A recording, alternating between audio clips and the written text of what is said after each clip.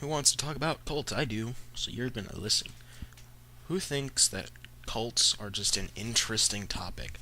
Um, I do. If you don't know what a cult is, wherever it goes, there will be a link to Wikipedia on the definition of a cult. It's a very simple definition. I'm sure anyone can understand the definition of a cult. Um, Here's an example of a cult. If you don't know what a cult is, Jim Jones in Jonestown, the People's Temple, that was a cult. Heaven's Gate, that was a cult. Strange cult. A cult that's pretty much recent in the news. They're getting kind of creepy sounding. The House of Yahweh. They're a cult that's sort of a mix between Christianity and Judaism. Um, I'll post a link, to their article and to Heaven's Gate and to Jonestown, just if you want to do a little bit of light reading on, cults. They're interesting. A lot of cults, that are serious, like Jonestown and, Heaven's Gate, they end up really bad. Like Jonestown, a lot of people killed themselves. The whole Kool-Aid thing. It was really Flavor Aid, but that's just a minute detail that I rant about sometimes. They laced it with cyanide, drank it, and Jim Jones shot himself, and there were, armed guards, Leo Ryan, stuff like that. Heaven's Gate, the whole, they were one of those UFO type religions. They believed, that they were going to be, abducted by aliens, and they were going to be probed. Yeah, they were kind of weird. They were led by a guy named Marshall Applewhite, and one other lady before that, but she died before the whole, mass suicide happened.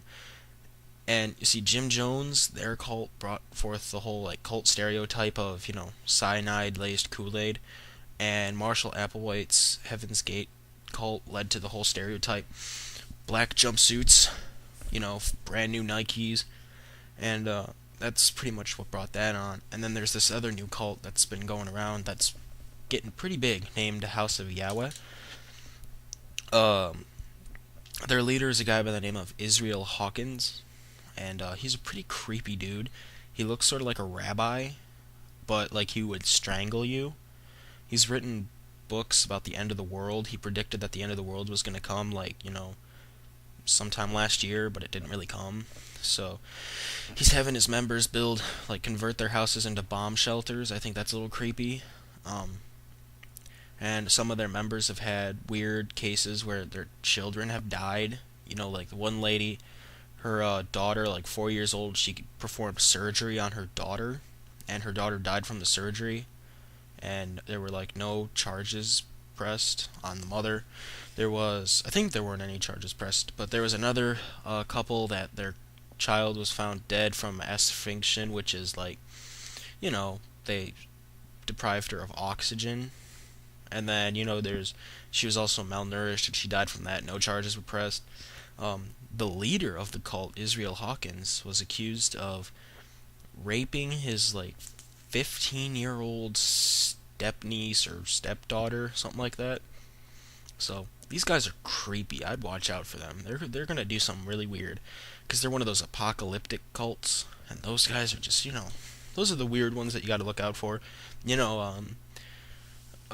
Heaven's Gate was like that, and they all killed themselves. Jonestown wasn't so apocalyptic, but Jim Jones, Jimmy Boy Jones, he was a weirdo. He was like a sociopath and a psychopath. There was one instance where he got this beautiful lady to come up on stage while he was preaching, and pretty much had sex with her on stage in front of all these people. He did these weird, miracles, where there was this lady in a wheelchair, and he told her, rise from the wheelchair, and everyone's like, rise from the wheelchair. And so what happened was, she slowly stood up, her legs were all shaky and stuff, and then she started running. It looked so fake. Yeah, people were like, oh my god, I can't believe it, he's performing miracles. He was weird. And it turns out the lady that did that was actually one of his secretaries and was paid to do that. So he wasn't an honest guy. And he was sort of like a sociopath, as I said before, a psychopath.